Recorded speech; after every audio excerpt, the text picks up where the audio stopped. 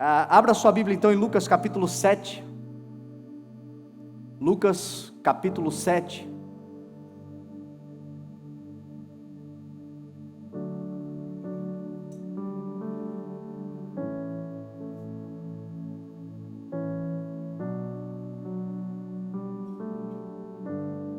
Diz assim a palavra do Senhor: tendo terminado de dizer tudo isto ao povo, Jesus entrou em Cafarnaum. Ali estava o servo de um centurião doente e quase à morte, a quem o seu senhor, o centurião, estimava muito. Ele ouviu falar de Jesus e enviou-lhe alguns líderes religiosos, 2 judeus, pedindo-lhe que fosse curar o seu servo. Chegando-se a Jesus, os líderes religiosos suplicaram-lhe com insistência: este homem merece que lhes faça isto, porque ama a nossa nação e construiu a nossa sinagoga. Jesus foi com eles. Já estava perto da casa quando o centurião mandou amigos dizerem a Jesus: Senhor, não te incomodes, pois não mereço receber-te debaixo do meu teto. Por isso nem me considerei digno de ir ao teu encontro, mas dize uma palavra e o meu servo será curado. Pois eu também sou homem sujeito à autoridade, e com soldados sob o meu comando. Digo a um vá, e ele vai, e a outro venha, e ele vem. Digo ao meu servo, faça isto, e ele faz. Ao ouvir isto, Jesus admirou-se dele, e voltando-se para a multidão que o seguia, disse: eu lhes digo que nem em Israel encontrei tamanha fé. Então os homens que haviam sido enviados voltaram para casa e encontraram o servo restabelecido. Amém? Vamos orar. Pai, nós te damos louvor, Senhor, e graças pela tua palavra, e te pedimos que o Senhor nos revele o que está por trás da letra. Que o teu Espírito vivifique, Senhor, a tua palavra em nossos corações, e que a tua palavra, Senhor, saltando das folhas, possa habitar dentro de nós. Que a tua palavra, Senhor, seja mais do mesmo, espada cortante, que penetra e que julga as intenções do coração, revela, vai lá na divisa entre a alma e o espírito. Senhor, nos dê discernimento para entender a tua palavra. Te peço, Senhor, habilidade e precisão para ministrar a tua palavra e que o teu nome seja glorificado. Este é o desejo do nosso coração, Senhor. Gratos por estar aqui mais uma vez, em nome de Jesus, amém. Quero cumprimentar os irmãos que estão na internet também, né? Muitos assistindo na live, e uma ferramenta que o Senhor nos deu, especial para aqueles que não podem estar aqui e que estão em outros lugares e são abençoados. Então, se você estiver ouvindo essa mensagem em outro tempo que não o presente, agora o ao vivo, até porque vai ficar no YouTube e tudo mais, seja qual for o tempo, a palavra ela é vivificada cada vez que a gente abre o nosso coração para recebê-la. Jesus aqui, ele está descendo, saindo, chegando, melhor dizendo, nesse texto, do monte que eu e você chamamos de Monte das Bem-aventuranças. Jesus acabara de ministrar no Monte das Bem-aventuranças. O sermão das bem-aventuranças, assim denominado, é aquele sermão que para nós é a constituição do reino de Deus. Eu sempre falo que aqueles entre nós que desejam agir, reagir, se mover, andar nesta terra, viver uma vida de acordo com a vontade do Senhor, devem buscar o conhecimento e o entendimento do sermão das bem-aventuranças. O sermão da montanha, que é dito, está lá em Mateus 5, Mateus 6, Mateus 7. Ali Jesus, ele prega o cerne, a síntese da sua mensagem. Todas as outras experiências que você vai ver nos evangelhos, você vai ver situações acontecendo, e em todas elas o ensino de Cristo é mais daquilo que ele já tinha dito em Mateus 5, 6 e 7. Não há contradição, em Deus não há contradição. Então esse sermão, ele nos ensina a nós andarmos nessa cultura do reino de Deus. Já ministrei aqui algumas vezes. O reino de Deus em nós hoje, ele é uma cultura, ele é um estilo. Um dia será físico, um dia será materializado, um dia a Bíblia diz que o Senhor reinará e governará sobre a terra. Jesus voltará e estabelecerá o seu reino, e nós, o povo de Deus, reinaremos com ele, governaremos com ele, a igreja. Mas até lá nós já vivemos o reino de Deus, já vivemos através da cultura do reino, através da vontade do Senhor de fazer e de obedecer aquilo que ele ensinou. E no sermão das bem-aventuranças, Jesus, o título é chamado assim porque Jesus começa o sermão dizendo, ele se assenta, seus discípulos se assentam à sua volta, as multidões começam a lhe cercar, a topografia da região favorece, nós já vamos falar mais sobre isto, mas Jesus começa a ministrar, e o título é assim porque ele começa dizendo, bem-aventurados os pobres de espírito, porque deles é o reino dos céus. Algumas versões vão dizer humildes, mas o grego original, a palavra é literalmente pobre. Jesus usa essa palavra, e eu fiquei pensando muitas vezes, por que Jesus usa essa palavra? Porque pobreza, normalmente é sinônimo de escassez, é sinônimo de dificuldades, é sinônimo de impedimentos. Pobreza não é bom para ninguém. Jesus diz, bem-aventurados os pobres, bem-aventurados aqueles que são pobres de espírito, porque deles é o reino de Deus. Jesus faz uma analogia com a pobreza, com as limitações, mas para ensinar um princípio maravilhoso que nós vemos, se nós analisarmos os mais pobres, nós percebemos isso.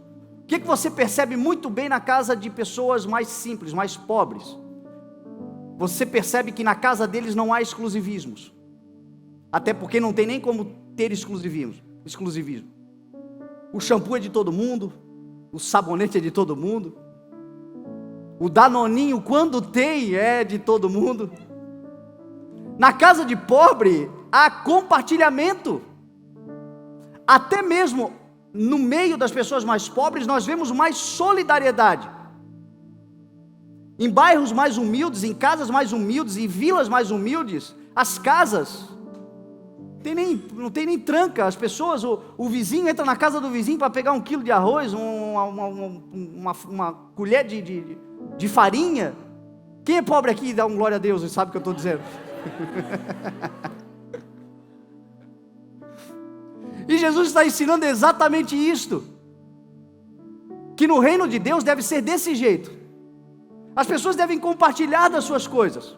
Jesus, ele usa muito analogias sobre a cultura e a agricultura da região de Israel nos tempos de Jesus. Era uma cultura de plantação, e eles plantavam muitas videiras, era uma cultura de muitos vinhedos. E Jesus falava muito sobre vinho, Jesus gostava de vinho. Jesus dizia, o Filho do Homem veio comendo e bebendo vinho. A ceia, a última ceia, Jesus diz para os seus discípulos, olha, esta é a última vez que eu vou beber do fruto da videira, nessa condição, até o dia em que eu voltarei e servirei e beberei um vinho novo do reino de Deus. Então Jesus usava muito essa cultura, e para fazer essa analogia, você consegue entender muito bem a casa de pobre e a casa de rico. Casa de rico, por exemplo, ela tem adega. Quem tem uma adega aí, diz um glória a Deus. Não tem nenhum rico na igreja, rapaz. Ou disseram para ele que ele está em pecado, aí ele...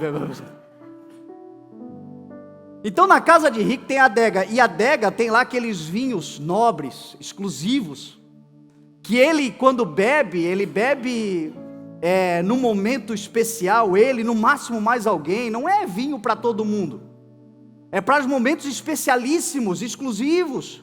Na casa de pobre, meu irmão, tem garrafão de 5 litros, quando tem.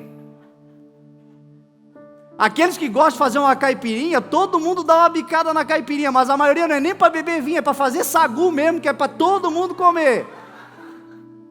E Jesus está dizendo, bonito no reino de Deus é ser assim, é você ter e você compartilhar e você repartir.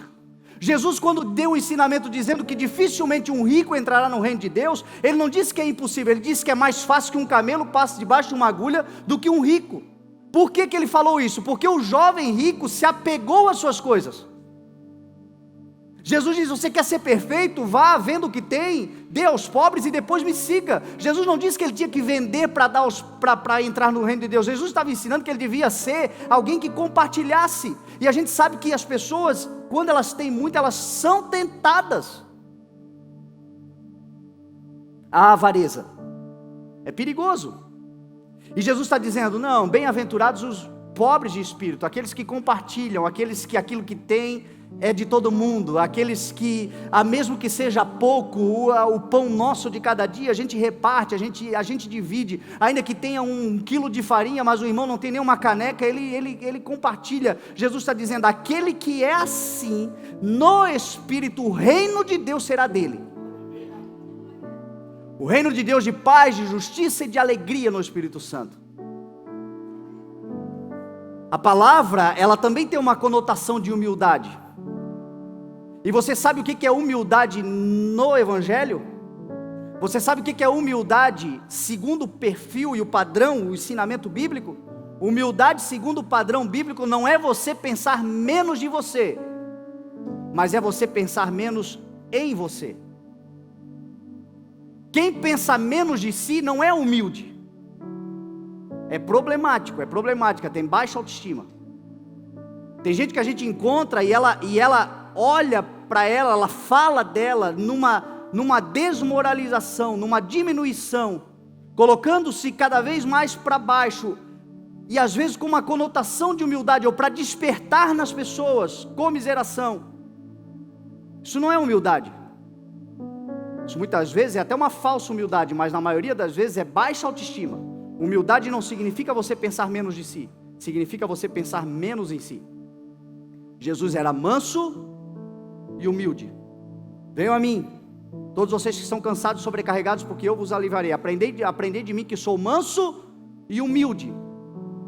Mas na sua humildade ele dizia: eu sou o filho de Deus.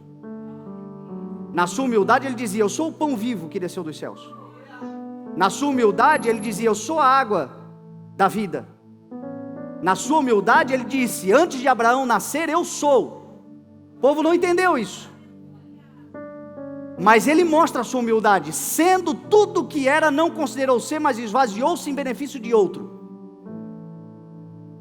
Então humildade é o Senhor te encher de coisas, te abençoar sobrenaturalmente, te dar capacidade, talentos e dons. E tudo isto não servia apenas para você, mas também para o favor daqueles que não têm. E é isso que Jesus está dizendo: bem-aventurados os pobres de espírito, porque deles é o reino. Jesus está falando de governo, Jesus está falando de poder, Jesus está falando de autoridade, Jesus está falando de plenitude, Jesus está falando de lugares altos. O reino de Deus, maior do que qualquer outra coisa nessa terra. Nós desejamos tantas coisas e achamos que alcançamos o topo quando chegamos nessa terra, naquilo que nós almejamos, sonhamos, nos preparamos. E o Senhor está dizendo: não, o reino de Deus é maior do que tudo isso. E o reino de Deus é para os pobres de espírito, humildes de espírito. Foi no Sermão da Montanha que Jesus disse assim: bem-aventurados os que choram, porque eles serão consolados. Essa palavra é tão importante hoje como foi no dia que ele ministrou, porque nós aqui, entre nós, temos muitos irmãos que choram dores que talvez o cônjuge não sabe, passam por situações, sejam sofrimentos particulares, pessoais, seja um sofrimento por alguém, choram, homens que choram porque a sua família não se converteu, a sua esposa não se converteu, os seus filhos têm dado problema, mulheres que choram pelas mesmas razões, pais e mães que choram, marido que chora pela esposa, esposa que chora pelo marido, gente que chora porque uma porta, porque uma condição melhor não consegue dar para a sua família. situações que vivem, gente que chora porque não consegue vencer problemas particulares, vícios, pecados, erros, coisas que você se sente envergonhado, entristecido, coisas que te levam a pensar e a dizer talvez a mesma coisa que Paulo disse: miserável homem que eu sou, o que me livrará, quem me livrará, como me livrarei desse corpo destinado a esta morte? Quando eu quero fazer o bem eu não consigo, quando eu quero fazer o bem eu já logo vejo o meu corpo fazendo mal, com a minha mente eu sou escravo da lei do espírito de vida, mas o meu corpo parece que tem domínio sobre a minha mente, e quando eu vejo o mal já está fazendo, e chora por causa disso, chora porque se frustra, chora porque se decepciona, chora porque não alcança o patamar ou o nível que estabeleceu para si mesmo. O Senhor está te falando: bem-aventurado é você que chora, porque você será consolado. O choro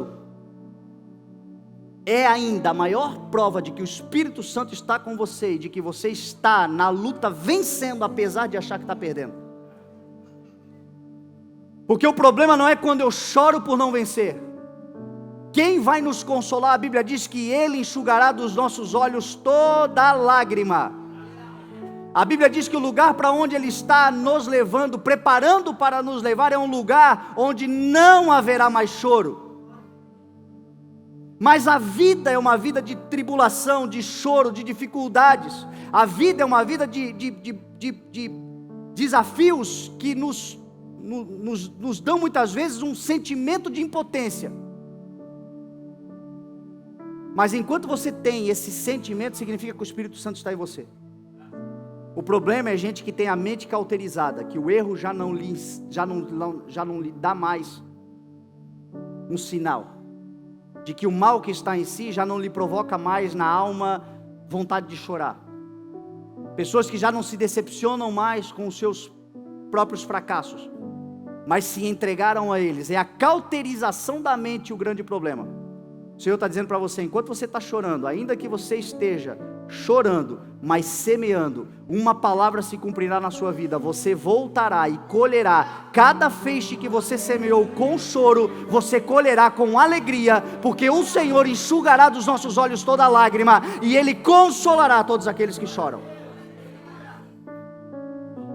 Bem-aventurados, felizes. Talvez hoje, para chegar na igreja, você veio com vontade de chorar, ou chorou escondido, ou todo domingo, cada vez que você pensa no reino de Deus e em viver a vontade do Senhor, alguma coisa acontece que te leva a chorar. O Senhor está dizendo para você: permaneça do jeito que você está, porque eu vou te consolar.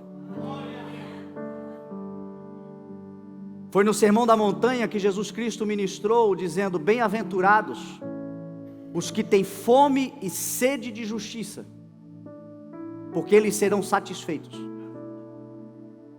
Quem tem fome e sede de justiça aqui? Não é fome e sede de vingança. Fome e sede de vingança você tem com raiva, com ira.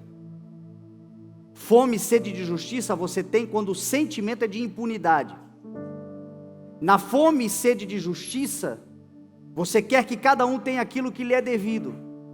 A Bíblia diz que nos últimos dias aumentará a maldade no mundo. Os homens se esfriarão. A perversidade e o coração do homem será cada vez mais inclinado, e somente inclinado para o mal. Mas Jesus falou: aqueles que perseverarem até o fim serão salvos. Quem são esses que perseverarão até o fim? Aqueles que não se conformarão com este mundo. Aqui dentro do seu coração oram todos os dias: Senhor, estabeleça a tua justiça na minha cidade, estabeleça a tua justiça na nossa nação, estabeleça a tua justiça, Senhor, no seio da minha família. Estabeleça a tua justiça, Senhor, porque o Senhor é aquele que governa com justiça. O Senhor é aquele que tem cetro de justiça. Romanos 12 diz que nós não devemos procurar nos vingar. Não busquem se vingar, deixem com o Senhor a vingança, porque dele é a ira. Ele retribuirá a cada um de acordo, porque Ele enxerga o que nós não enxergamos. Ele é que age com justiça e não o homem. Mas bem-aventurados aqueles que têm fome e sede de justiça, porque eles serão satisfeitos. Sabe o que o Senhor está dizendo? Não pensa você que eu perdi o controle. Para de falar por aí que é tudo assim mesmo, que está tudo virado num alho e não tem mais jeito. O Senhor governa, sempre governou e governará eternamente. E aqueles que olham para o que está acontecendo no mundo e clamam: Senhor, estabeleça a tua justiça, serão satisfeitos. É uma verdade do Evangelho. Foi no Sermão da Montanha que Jesus disse assim: bem-aventurados, felizes os misericordiosos, porque estes receberão misericórdia.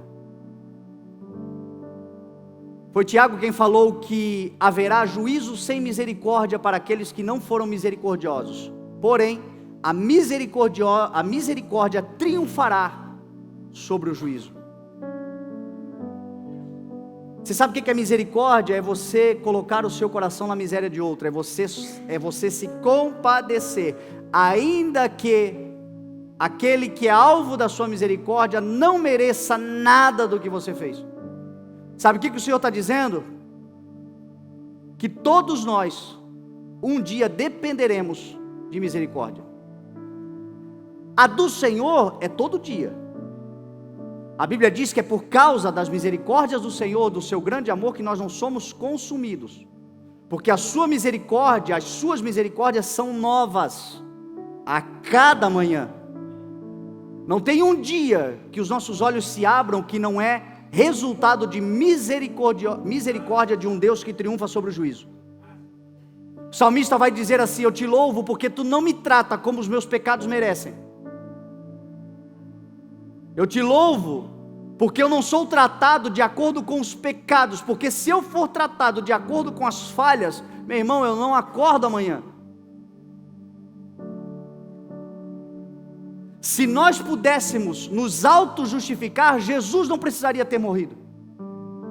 É a misericórdia do Senhor que todos os dias nos coloca em pé, mas a vontade do Senhor é que esta misericórdia seja transbordante, que aquilo que eu recebi do Senhor eu nunca me esqueça da onde o Senhor me tirou, porque assim eu serei misericordioso. E um dia, por mais que eu conte com a misericórdia do Senhor, em algum momento eu necessitarei da misericórdia de alguém, e é nesse dia que eu serei medido. Jesus falou assim no Sermão da Montanha: a medida que utilizarem para medir, lhe será dada para medir você mesmo, para medir você. A medida que vocês usarem para medir os outros, essa lhe será usada para medir você. Por isso que a gente tem que cuidar muito como igreja, porque às vezes nós nos achamos num patamar de santidade, de superioridade aos outros, e nos esquecemos o que Paulo disse: aquele que está em pé cuide, mas cuide demais, para que não caia, porque em algum momento necessitará de misericórdia. E Jesus está dizendo assim: você está em pé, você tem poder, você tem autoridade, você tem condições, seja misericordioso, porque no dia que tu caíres, no dia que tu tropeçares, a Bíblia diz que o justo cai 7 vezes. Não tem ninguém aqui que nunca tenha tropeçado, caído, ralado o joelho, ou que está livre de um tombo. O justo cairá 7 vezes, mas em todas o Senhor o levantará.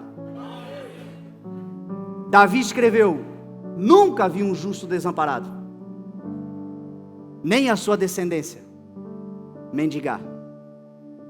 Seja misericordioso, seja misericordiosa, porque no dia que você precisar, você terá.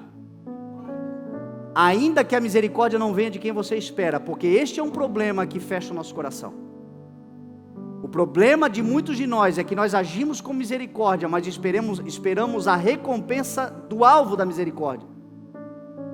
E em muitos casos, aqueles que nós somos misericordiosos sequer nos agradecem, sequer lembram de nós. Mas o que nós estamos fazendo, o memorial não está na terra, está no céu. Você colherá toda a misericórdia que você tem plantado nessa terra. Às vezes nós estamos fazendo esperando recompensa. Não precisa de recompensa, você não precisou de misericórdia ainda, mas no dia que você precisar, você tem um memorial diante de Deus nos céus. Deus vai olhar para você e vai ver, ali está um misericordioso, ali está uma misericordiosa, ali em Mateus 5, 6 e 7 está a mensagem que eu preguei, eu tenho compromisso com a minha palavra. Bem-aventurados os misericordiosos, porque eles receberão misericórdia. Bem-aventurados os pacificadores, porque eles serão chamados de filhos de Deus. Isso é muito importante. Como igreja, o lugar onde o Senhor nos coloca é um lugar para sermos agentes de paz. Jesus disse assim: deixo-lhes a minha paz. A paz que a gente carrega não é nem nossa, é a paz do Senhor, que excede todo o entendimento. É uma paz que serve para nós e que deve pacificar os ambientes por onde nós passamos. Deixo-vos a minha paz eu dou a vocês, não a dou como o mundo a dá. Não tenham medo, não desanimem. Neste mundo vocês terão aflições, contudo tem de bom ânimo. Eu venci. Ele venceu porque ele nunca perdeu a paz. A paz sempre esteve com ele, a paz sempre estará conosco, a paz do Senhor está conosco. Jesus disse que quando nós vamos em algum lugar, quando ele enviou os discípulos, ele disse: vão, quando entrarem numa casa, digam: a paz do Senhor esteja nessa casa. Se naquele lugar houver um homem de paz, a paz será estabelecida. Se a paz não estiver naquele homem, se ele não quiser paz com você, a paz volta para você, porque ninguém atribulado pode roubar a paz que você carrega, porque a paz que você carrega é do Senhor e é maior do que qualquer outra tribulação, mais poderosa do que qualquer outra tribulação. Agora a igreja tem que ter consciência disso, fé nisto. Você carrega uma paz que excede todo o entendimento, e você é um agente pacificador. Nós temos essa responsabilidade do Senhor. Bem-aventurados os pacificadores, porque eles serão chamados de filhos de Deus. Lá vai um filho de Deus, lá vai uma filha de Deus, um pacificador, alguém que reconcilia, alguém que concilia, alguém que está na terra para auxiliar e para favorecer, para gerar alianças. Essa é a nossa missão como igreja. Bem-aventurados os perseguidos por causa da justiça. Não se trata só de ter fome e sede de justiça. Tem gente aqui dentro que o Senhor deu cetro de justiça. O Senhor deu autoridade para estabelecer justiça onde está. E o Senhor diz para você que bem-aventurado é você quando perseguido por causa disso, porque seu também é o reino de Deus. Porque quem quer fazer justiça numa terra injusta, e quem tem poder para fazer justiça numa terra injusta, tem que fazer, porque o Senhor é quem deu o poder. Tem autoridades estabelecidas que temem ao Senhor, tem que fazer justiça. Semana retrasada eu fui para Porto Alegre com alguns amigos, assisti lá o Jogo do Brasil e conheci lá um amigo em comum de outro amigo que é promotor de justiça da Vara da Infância de São Paulo. E a gente sentou e tivemos uma conversa amigável e fizemos uma amizade bem especial e ele compartilhou muito da sua carreira. A sua carreira é promotor de justiça. E enquanto ele falava sobre promover justiça para crianças e adolescentes, o Senhor falava comigo: vocês também são promotores de justiça nessa terra. E vocês serão perseguidos, mas felizes são vocês, porque de vocês é o reino de Deus. Perseguirão vocês porque antes me perseguiram. E perseguirem vocês é a maior evidência de que eu estou em vocês, porque eles não perseguem vocês, eles perseguem o que vocês carregam, que é o meu espírito. Eu tive esse entendimento muito claro quando o Senhor me chamou para ministrar a palavra, e eu comecei a ter oposição de pessoas que antes diziam que me amavam, e eu não duvido que elas me amavam. Pessoas que eu tinha um bom relacionamento. Entretanto, o meu relacionamento com eles era pautado numa aliança que não tinha nada a ver com o que o Senhor tem para a minha vida.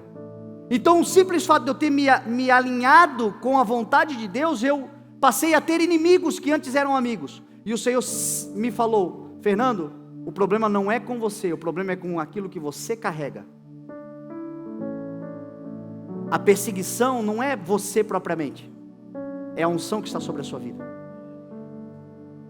Nós sofreremos perseguições nessa terra. Prepare-se, igreja. A igreja vai sofrer perseguições. Porém, o Senhor garantiu: de vocês é o reino de Deus. Jesus prega isto no Monte das Bem-aventuranças. Esse monte, ele é como se fosse não é uma montanha como a gente imagina aqui. Ela tem uma inclinação de uns 30 graus, talvez 45 no máximo, bem ampla, como se fosse um teatro, uma arena natural, uma arena romana. Você já viu uma arena romana? E fica a plataforma no centro e o povo em cima. O Monte das Bem-aventuranças, ele é exatamente assim. A Bíblia diz que Jesus criou todas as coisas, sem Ele nada do que existe teria sido feito. Então eu não tenho dúvida nenhuma que quando o Criador criou aquela montanha, já criou pensando na mensagem que pregaria alguns milhares de anos depois. Então você vê que a topografia dela é dessa forma. Atrás está o Mar da Galileia. Então provavelmente Jesus não contava com isso aqui que eu estou falando, um microfone. Era uma multidão. Jesus provavelmente se aproveitou dos benefícios da própria natureza. Então ele pregou de costas para o Mar da Galileia, provavelmente soprando aquela brisa do mar, aquele vento do mar para a terra. Na região mais baixa, o povo sentado e espalhado, e aqui Jesus começa a ministrar o sermão da montanha, a montanha das bem-aventuranças. Atrás dele está Cafarnaum, as margens do Mar da Galileia, bem atrás. Cafarnaum, a montanha começa ainda em Cafarnaum, o Mar da Galileia, e a cidade de Cafarnaum, ela está geograficamente muito bem localizada. E eu entendo que tudo isso é uma mensagem do Criador para a criatura. A Bíblia diz que a natureza criada revela, manifesta, revela a glória do Senhor. A criação, quando você começa a olhar para a criação, você vê a assinatura do Criador. E você vê a mensagem do Criador na criação. Uma vez eu tive a oportunidade de fazer o casamento da minha cunhada. Ela casou na França e a gente fez o casamento lá, e quando nós estávamos em Paris, a gente foi conhecer o Louvre. A Elisa me deu um vale museu, me deixou sozinho naquele lugar, e o museu do Louvre, ele é um dos maiores do mundo. Ele tem mais de 40 mil obras, esculturas, quadros, pinturas, enfim, tudo que você imagina, desde dos antepassados, desde o Antigo Egito, desde as culturas mais antigas até as mais contemporâneas. Uma obra extensa, mais de 70 mil metros quadrados. Você entra numa pirâmide, no meio de uma praça em Paris, e muita coisa subterrânea, é enorme. E uma multidão de pessoas. E começou a me chamar a atenção, porque no início eu comecei a caminhar meio sem propósito, saber para onde eu ia, enfim. E depois eu comecei a reparar nas pessoas, e eu via que tinha gente que parava na frente de uma pintura, e ficava ali por um tempão, e olhava, e às vezes com alguém, fazia assim, e eu comecei aí eu parava, e eu demorei a entender que toda obra do artista, a intenção do artista quando cria uma obra é compartilhar a sua alma. Você vê muito da alma do artista na obra que ele desenvolve, seja ela qual for. O sentimento dele, a verdade que ele carrega, as coisas que ele acredita. Pode ser uma pintura de um barquinho no mar, mas dependendo da alma de cada um, o barquinho no mar, se você começar a analisar, você vai conseguir identificar o que cada um quis passar com a mensagem. Se é assim com os homens, quanto mais com o Senhor, que é o Criador de todas as coisas. Tudo que existe na natureza tem uma mensagem do Criador para a criatura. É por isso que nós moramos num lugar muito abençoado, muito rico naturalmente.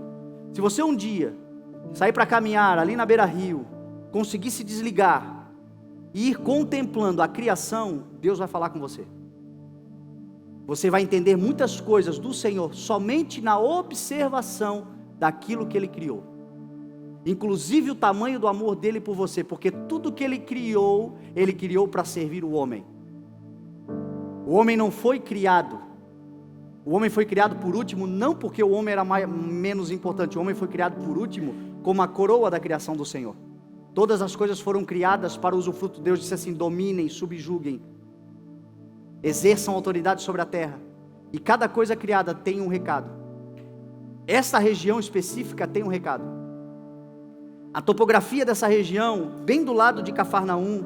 Cafarnaum, ela está localizada a norte, o norte do Mar da Galileia. A leste está a cidade de Betsaida. E entre Cafarnaum e Betsaida, Cafarnaum significa lugar de conforto, Betsaida, vila de peixes, de pescaria. Entre as duas cidades passa o Rio Jordão.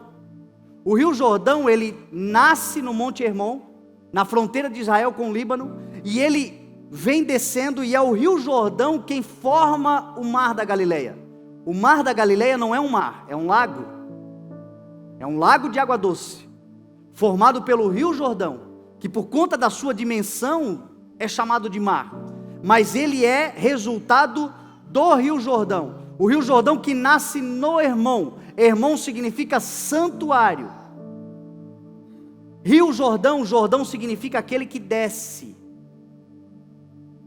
Lá em Apocalipse capítulo 19 está escrito que o rio da água da vida, ele desce do trono de Deus e do Cordeiro, e ele passa pela cidade celestial, a Nova Jerusalém, e por onde ele passa a vida vai surgindo, e às margens do rio da vida está a árvore da vida, diz a palavra do Senhor.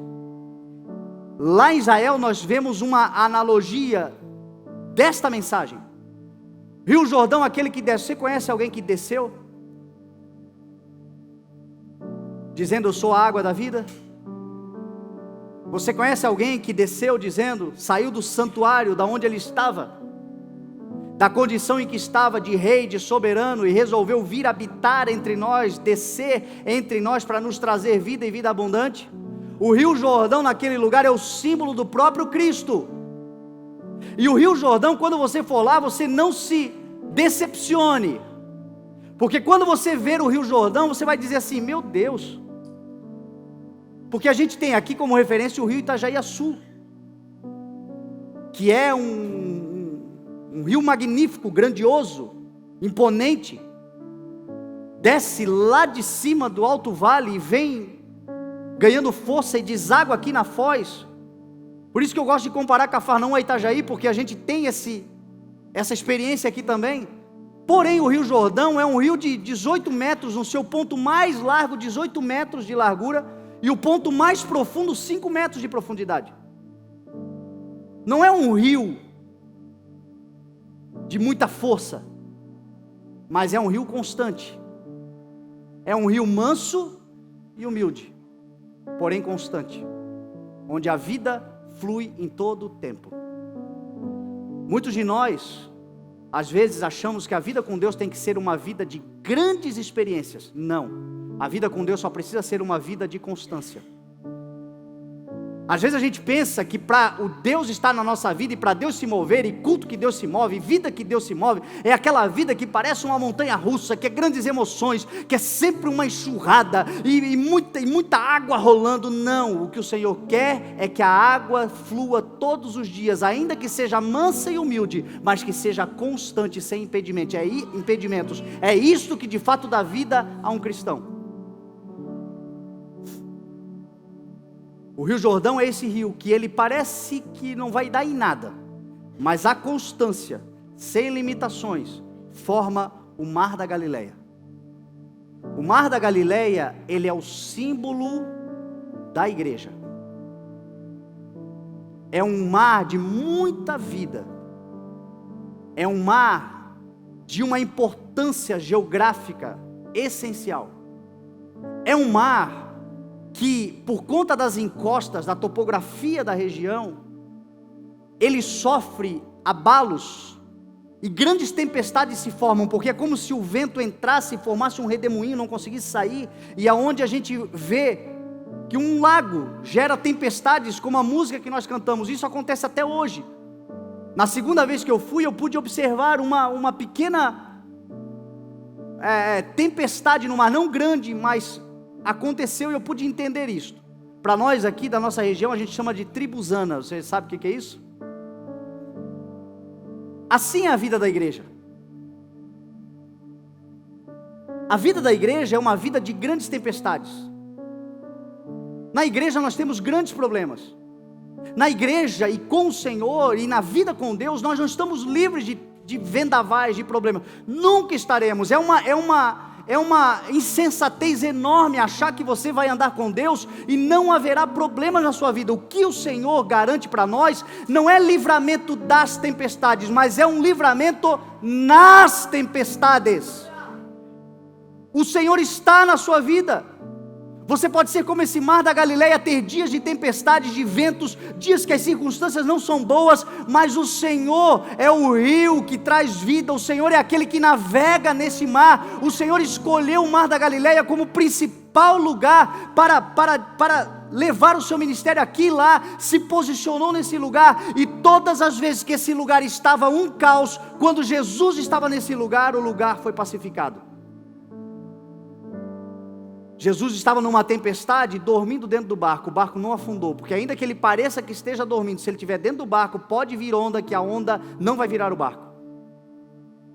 Outra vez os discípulos estavam navegando, como nós cantamos a canção, e Jesus veio andando por sobre as águas, e entrou no barco e disse: vento, aquiete-se, mar, acalme-se, e se fez completa bonança. Assim é a nossa vida.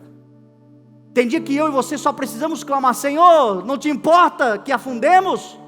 Ele se levantará e dirá para a igreja: oh, igreja de pequena fé. Mas contudo ele dirá: acalme-se, mar, acalme-se, tribuzana, eu estou com vocês, eu estou na vida de vocês, eu continuarei cuidando de vocês. A Galileia, meu irmão, o mar da Galileia é o símbolo da igreja.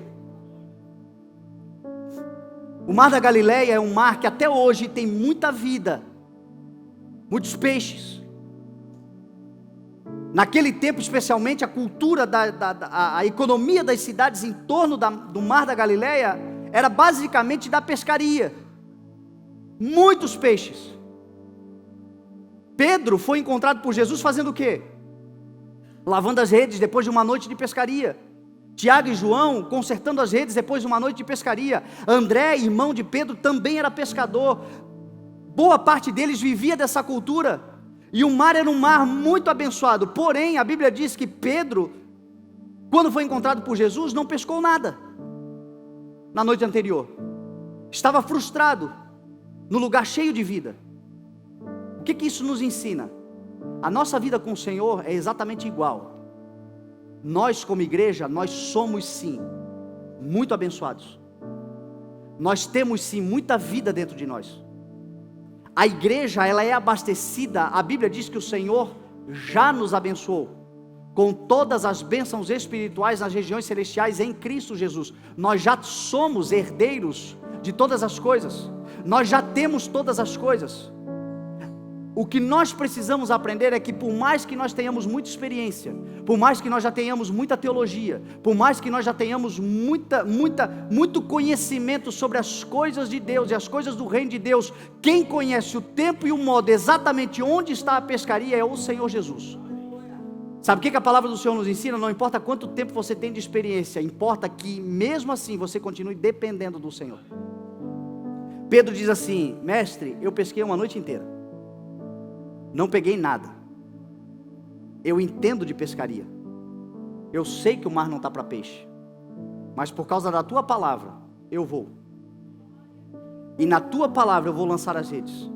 E na palavra de Jesus ele lançou as redes exatamente onde Jesus havia mandado lançar, e por lançar exatamente onde Jesus mandou lançar, foi que ele recolheu uma rede tão cheia que ele teve que chamar o segundo barco, senão ia para o fundo. Quando nós depositamos a nossa vida no Senhor, quando nós continuamos na dependência do Senhor, Ele nos dá um mar, Ele nos dá um lugar de muita habilidade, Ele nos dá um lugar de muita bênção, mas nós corremos o risco de dizer: Senhor, pode deixar que agora eu sei como é que eu faço. a tendência é você se frustrar, porque você vai dizer, meu Deus, tem tanto peixe aqui, por que eu não pego? Porque Ele é o autor, mas Ele também é o consumador. Ele é o primeiro, mas Ele também é o último. Ele é a rocha, Ele é a base, mas Ele também é a cobertura de todas as coisas. Ele é Deus do início ao fim. E uma igreja dependente do início ao fim é uma igreja que faz a diferença. Galileia significa circuito, círculo. A igreja de Jesus é isto na terra. A igreja pode ser muito criticada, podem falar mal da igreja, falam mal de você, falam mal do pastor, falam mal da religião, falam mal dos evangélicos, falam mal dos católicos, falam mal de todos aqueles que professam Cristo como seu Senhor, falam mal, mas a verdade é que enquanto a igreja estiver no círculo, no centro, enquanto a igreja for esse lugar de convergência, o mundo está a salvo. Nós somos esse lugar. O Mar da Galileia é um lugar de convergência. Nós não apenas nos convertemos ao Senhor, mas nós passamos a ser um ponto de convergência onde as pessoas começam a encontrar o Senhor através da nossa vida. Por isso é importante nós estarmos exatamente localizados aonde o Senhor quer que a gente esteja, centralizados aonde o Senhor quer que nós estejamos. Por isso que é muito importante a nossa vida estar no centro, como a gente diz, da vontade do Senhor. Quem já ouviu essa expressão? Que nós estejamos no centro da vontade do Senhor, porque é nesse lugar que nós somos ponto de convergência, é nesse lugar que nós somos úteis, é nesse lugar que a palavra do Senhor de fato tem efeito sobre a nossa vida e sobre a vida daqueles que fazem parte da nossa vida. Você sabe qual é um outro ponto interessante do Mar da Galileia? O Mar da Galileia, ele tem o Rio Jordão como afluente, e ele tem o Rio Jordão como efluente.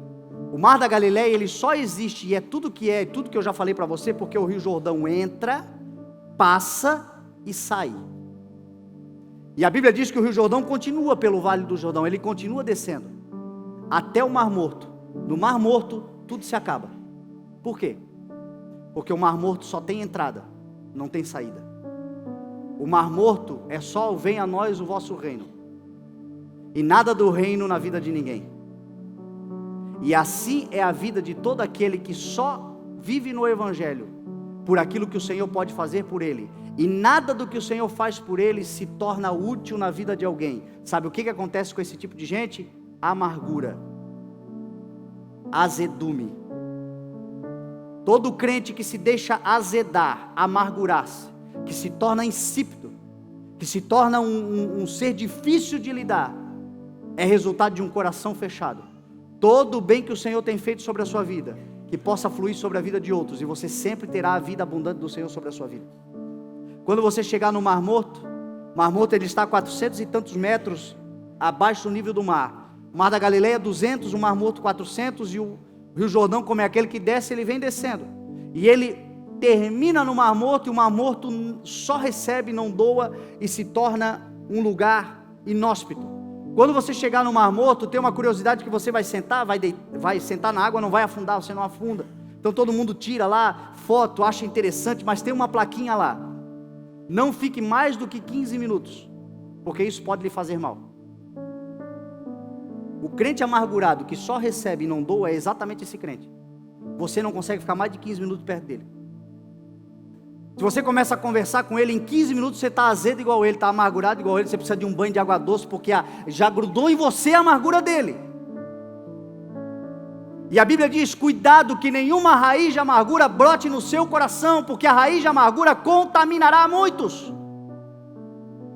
Então o Criador está passando uma mensagem através da criação para nós, está nos ensinando através da criação. Mas mais importante do que a topografia, do que a geografia no lugar, é a demografia do lugar. Que a demografia não está falando do lugar em si, mas está falando das pessoas naquele lugar. Por que eu digo isso? Porque tem gente que acha que o lugar que ela nasceu, ou o lugar que ela está, não é um lugar bom. Mas aqueles que carregam uma promessa do Senhor, eles florescerão até no deserto, diz a palavra de Deus. Então o que estabelece a palavra do Senhor na nossa vida, maior do que a topografia, a geografia, a cidade de Itajaí, por exemplo, é uma cidade abençoada no que diz respeito a isso. Mas o que de fato vai fazer Itajaí, a nossa cidade, ser uma cidade onde o evangelho é pregado, onde um avivamento será anunciado, onde pessoas do mundo inteiro terão o interesse de ouvir daquilo que nós estamos ouvindo, onde na nossa cidade haverá prosperidade, igualdade, justiça social. O que vai fazer essa cidade ser o que ela tem que ser, não é propriamente os recursos naturais que o Senhor deu a ela, mas o povo que nela está a servir ao Senhor. Bem-aventurada é a nação que tem o Senhor como seu Deus. A nação, quando o Senhor é Deus, esse povo é um povo feliz. A cidade de Cafarnaum, ela é extremamente abençoada no que diz respeito à sua topografia e geografia, mas o Senhor disse assim para eles: ai de vocês, porque se os milagres que foram feitos no meio de vocês tivessem sido feitos em Sodoma e Gomorra, eles não teriam sido destruídos. Sodoma e Gomorra está lá no Mar Morto, e o Senhor disse assim: não é aquilo que eu tenho feito, não são as vantagens. Outro dia eu preguei uma mensagem dizendo que talento não é superior a caráter. Maior é o que o Senhor pode fazer em nós e não onde o Senhor nos estabelece. Isso serve também quando nós estamos em lugares ruins, porque eu já vi muita gente vindo de lugares inóspitos, mas venceram na vida, porque o Senhor pôde trabalhar no coração. Lá em Cafarnaum, a Bíblia diz que era a cidade de Pedro, de André, a cidade da sogra de Pedro, era a cidade desse centurião, era uma cidade que as coisas estavam, nesse texto especificamente, fluindo. E quando a gente olha para a palavra, para ir rápido, porque eu não tenho mais tempo de me aprofundar, nós vamos ver que Pedro, o significado de Simão é chamar. Chamar significa ouvir e obedecer. Olha o Criador mandando uma mensagem para a criação: que se levante na nossa cidade homens e mulheres que ouvem e que obedecem a palavra do Senhor. Que se levante na igreja um povo que ouve e que obedece a palavra do Senhor. Esse povo terá virtudes. A palavra do Senhor vai dizer que André morava naquela cidade também. André significa varonil, forte, corajoso. Sabe o que o Senhor precisa levantar? Homens e mulheres que têm coragem, ousadia para fazer tudo aquilo que o Senhor está mandando fazer. Homens e mulheres como Josué e Caleb, que quando foram nessa terra que agora Jesus estava ministrando, quando foram espiar essa terra, disseram: esta terra mana leite e mel, esta terra tem produtividade, esta terra é abençoada, mas lá há gigantes, lá há homens violentos. Contudo, nós não teremos medo, porque maior é a promessa que nós carregamos. O Senhor nos dará essa terra, aonde nós pisarmos a planta dos nossos pés, ali o Senhor nos dará a terra como herança, é o que diz a palavra do Senhor. Mas precisa se levantar esta igreja, cheia de ousadia e de coragem, porque a Bíblia Sagrada diz que o Senhor não dá a nós espírito de medo, mas de coragem, de ousadia. Nessa cidade tinha a mulher, a sogra de Pedro. A Bíblia diz que quando Jesus chega na casa, nós vamos conhecer essa casa, aqueles que forem. Quando Jesus chega nessa casa, a mulher está febril. E quem está com febre, quem lembra aqui da última febre? Quer ficar deitado, quer ficar no seu canto. E a Bíblia diz que quando Jesus entra na casa e cura aquela mulher tão somente é curada, ela se levanta e começa a servir. A Bíblia não conta o nome dela, mas diz a principal característica dessa mulher: uma mulher que servia. Precisa se levantar na nossa cidade pessoas que servem o reino de Deus, pessoas que parem de dizer o que Jesus Cristo falou na parábola, quando o reino estava posto, quando a mesa estava posta, quando tudo estava preparado, e o Senhor mandou vir os seus escolhidos. Um disse: eu não posso, porque eu comprei agora uma terra, eu preciso ir vê-la. Eu não posso porque eu comprei 5 juntas de bois e eu preciso experimentá-la. Eu não posso porque eu acabei de casar e eu preciso curtir o meu casamento. Eu não posso porque agora eu tenho isso para fazer. Eu não posso porque tenho aquilo para fazer. Eu não posso por isso, por aquilo. E o Senhor está dizendo: quem pode? Quem enviarei? Quem irá por nós? Que se levantem os homens e mulheres como Isaías, que disse: eis-me aqui, Senhor, envia-me. E o Senhor vai te enviar por essa terra, para ser um instrumento do Senhor nessa terra.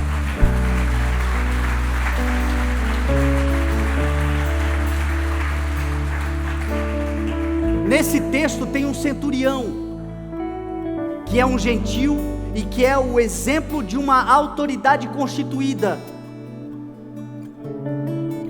Nos dias de hoje, um delegado, um vereador, um prefeito, um juiz, autoridades que são constituídas sobre a terra. Nós estamos orando para que o Senhor mude a história da nossa nação, e a história da nossa nação mudará através de um governo justo estabelecido sobre a terra. O Senhor muda a história de nações através de governos justos. Que o Senhor levante na nossa cidade homens e mulheres justos, tementes a Deus, autoridades que servem o povo. Esse homem era um centurião, e a Bíblia diz que o clamor dele ao Senhor não foi por ele, foi pelo seu servo.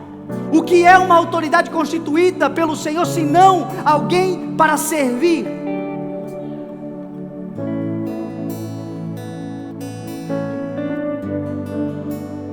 Nessa cidade, o centurião tinha amigos. Olha a importância dos amigos. A Bíblia diz que o centurião pede para os líderes religiosos irem interceder a Jesus pelo servo. Mas ele pede aos amigos para eles irem a Jesus interceder por ele. Pelo servo ele mandou os religiosos, por ele mandou os amigos. É importante que nós tenhamos amigos cujo interesse deles seja o Mestre, seja o Senhor Jesus. Os líderes, meu irmão, os líderes religiosos foram muito criticados por Jesus, chamados de hipócritas, muitos deles, fariseus, raça de víboras, coavam um mosquito e engoliam um camelo. Jesus, ele dedica Mateus 23 só para eles. Ai de vocês, ai de vocês, ai de vocês. Mas nesse texto especificamente, está tudo alinhado. Nesse texto especificamente, os líderes religiosos de Cafarnaum foram a Jesus interceder pelo servo. Qual é a outra função de um líder, de um sacerdote, de um homem, de uma mulher de Deus, se não interceder? Qual é a função do pastor, eu como pastor, se não orar pela igreja? Se não buscar no Senhor o favor pela igreja, buscar no Senhor a oração, pedir ao Senhor: Senhor, me dá uma palavra para o teu povo, para abençoar o teu povo. Essa é a função. Aqui, estranhamente, os sacerdotes não estão preocupados com eles, estão preocupados com o servo, estão intercedendo, estão fazendo o papel, estão orando em favor daquele homem, dizendo: Senhor, ele merece, ele ama a nossa nação, ele ama a obra, ele construiu a nossa sinagoga, ele construiu um lugar para que a gente possa pregar a palavra, ele ama a nossa nação, ele respeita, apesar de ser um estranho na nossa nação. Tudo funcionando. Agora, por que tudo está funcionando? Você já parou para pensar? E aqui que está o fechamento da mensagem.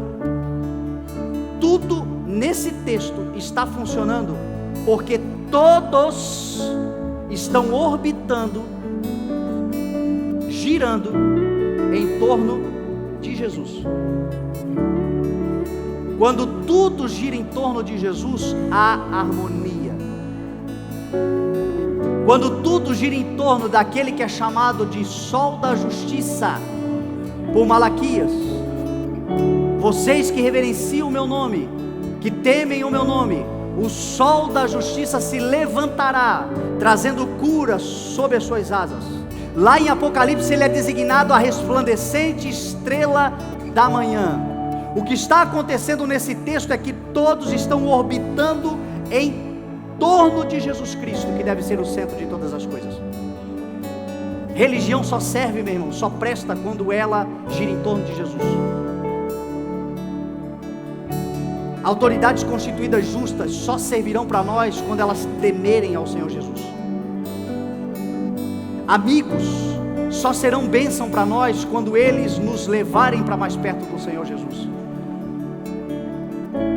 Cidade abençoada só será família abençoada, nação abençoada, só se Jesus for o centro. Olha a mensagem que o Senhor está pregando para nós essa noite.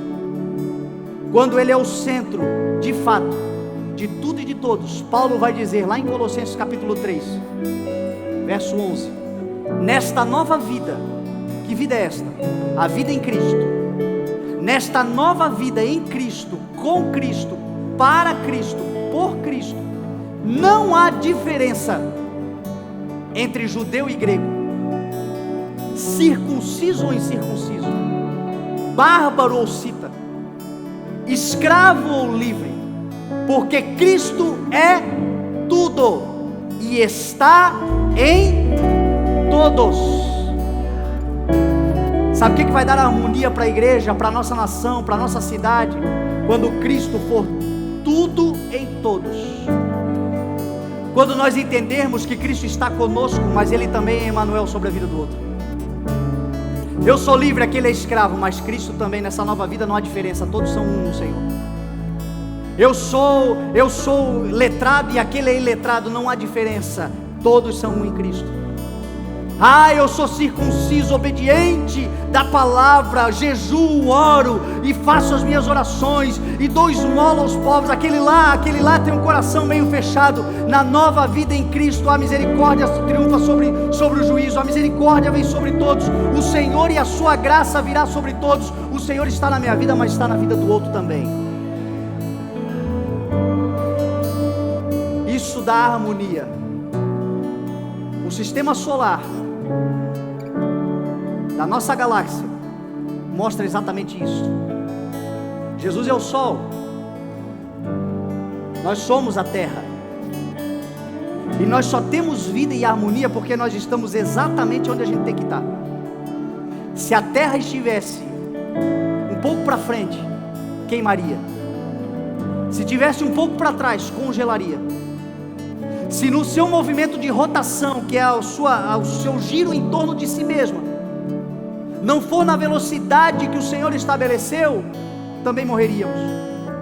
Se o seu movimento de translação, que é em torno do Sol, não for exatamente como o Senhor quer que seja, nós também morreríamos. A vida harmoniosa é a vida que Cristo está no centro de tudo. A minha oração é para que o Senhor seja o centro das nossas vidas, as 24 horas do nosso dia, os 365 dias do nosso ano, sendo tudo em todos. Cada um de nós aqui tem uma diferente habilidade, um lugar diferente, temos uma posição social diferente, mas nessa nova vida não há diferença entre ninguém, porque Cristo é tudo e está em todos. Então nessa noite eu quero te desafiar você que está aqui, que quer colocar a sua vida na órbita do Senhor, para que a sua vida comece a girar em torno do Senhor. Talvez você diga o seguinte: eu já sou convertido, eu já conheço e confio no Senhor. Mas a pergunta não é se você já aceitou Jesus, que até essa pergunta teologicamente tem dúvidas, porque eu acho que foi Ele que nos escolheu primeiro. Mas o fato é que as coisas não estão orbitando em torno de Jesus. Com todo o teu ser, com toda a tua vida, com todo o teu fôlego, com toda a tua realidade, com tudo que você é, girando em torno do Senhor. Quando nossa vida gira em torno de Jesus, o ambiente é harmonizado. Tem casas que a desordem está estabelecida porque não há uma órbita em torno de Jesus. A gente vem e roda em torno de Jesus num culto, mas quando chega em casa é outro sol, é outra órbita, é outra galáxia, é outra realidade. O Senhor tudo em todos, seja no movimento de rotação, seja no movimento de translação, a mensagem do Criador está na criação. O Senhor Jesus é esse centro, e hoje o desafio para você é esse: coloca a tua vida para girar em torno de Jesus, e você vai ver que vai haver paz, harmonia, cura, libertação, vida abundante, propósito do Senhor. Tudo que gira em torno dele, meu irmão, é em torno dele que a vida de fato existe. Amém? Vamos nos colocar de pé e vamos orar.